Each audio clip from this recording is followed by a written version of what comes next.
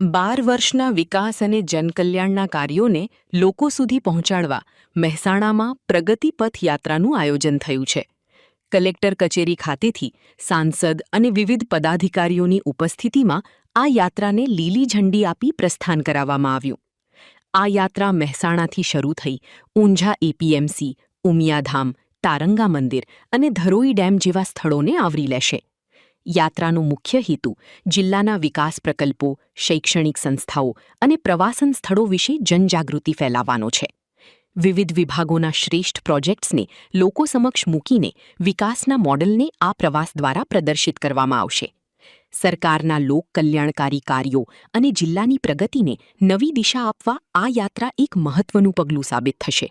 આજે આદરણીય વડાપ્રધાન શ્રી નરેન્દ્રભાઈ મોદી સાહેબના સૌથી લાંબા વડાપ્રધાન તરીકેના સુશાસન, વિકાસ અને જનકલ્યાણના 12 વર્ષ પૂર્ણ થયા છે.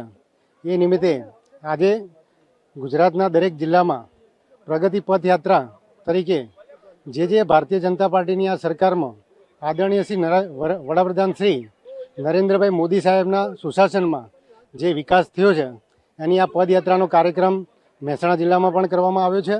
મહેસાણા જિલ્લાના આ વિકાસ પદયાત્રાની શરૂઆત આજે સૌ પ્રથમ મા ઉમિયાના દર્શન ઊંઝાથી આ શરૂઆત કરવામાં આવી છે.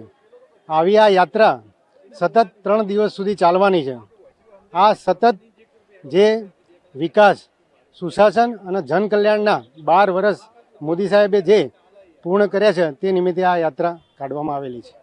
દેશના યશસ્વી વડાપ્રધાન માન્ય શ્રી નરેન્દ્રભાઈ મોદી સાહેબ જ્યારે આ વિસ્તારના ખેરાલુ તાલુકાના, જૂના ખેરાલુ તાલુકાના વડનગરના છે, આપણા દેશના વડાપ્રધાનના 12 વર્ષ સુશાસનના પૂરા થતાં આજે વિસ્તારના અધિકારીઓ અને આગેવાનો આજે અમારા વિસ્તારમાં આવેલા ધરોઈ ડેમની મુલાકાતે પ્રગતિપદ યાત્રા લઈને આવ્યા છે.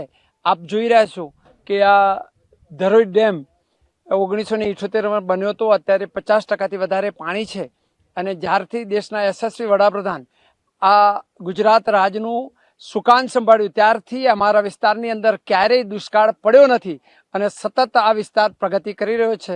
તો હું આ પ્રસંગે દેશના યશસ્વી વડાપ્રધાનને શુભેચ્છાઓ પાઠવું છું. એમનું હેલ્થ સારું રહે અને દેશની સારામાં સારી વધુ સારી રીતે સેવા કરે એવી શુભેચ્છાઓ.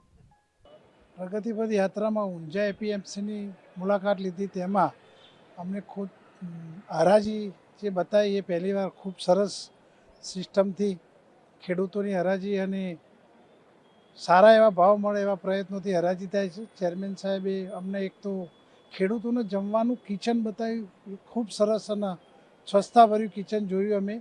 અને શિક્ષણના સહાય હેતુ ખેડૂતોના બાળકોને અભ્યાસ માટે ચોપડાનું વિતરણ પણ ખૂબ નજીવા દરે કરવામાં આવે છે. એ અમને ખૂબ સારું લાગ્યું. માનનીય શ્રી વડાપ્રધાન શ્રી નરેન્દ્રભાઈ મોદીના 12 વર્ષ પૂર્ણ થયાના આ વિકાસ વિશ્વાસના પ્રગતિપથ યાત્રાના આજે પ્રથમ તબક્કે ઊંઝાના એપીએમસી અને મા ઉમિયાના ધામમાં અમે મુલાકાત લીધી અને મા ઉમિયા ધામમાં અમને દર્શન કરવાનો લાવો મળ્યો. આજે પ્રગતિપથ યાત્રાનો મહેસાણા જિલ્લામાં પ્રારંભ થયો. મહેસાણાથી શરૂ કરેલી યાત્રા આજે ઊંઝા મુકામે એપીએમસીની મુલાકાતે આવી. એગ્રીકલ્ચર પ્રોડ્યુસ માર્કેટ કમિટી ઊંઝામાં હરાજીનું જે પ્રકારે કામ ચાલતું હોય છે એ હરાજીનું કામ જોયું. ગોડાઉનોમાં માલનો સ્ટોક કેવી રીતે રાખવામાં આવે છે એ ગોડાઉનો જોયા અને ખેડૂતોના લાભાર્થે ચાલતી કેન્ટીનની પણ મુલાકાત લીધી અને એની વ્યવસ્થા પણ જોઈ. આ યાત્રા વિકાસના, જનકલ્યાણના મોદી સાહેબની સરકારના 12 વર્ષની ઉજવણીના ભાગરૂપે આજથી પ્રારંભ થયો છે. આ યાત્રા મહેસાણા જિલ્લામાં 3 દિવસ ચાલવાની છે અને આ રીતે વિકાસના બધા કામોની મુલાકાતે જશે બધા.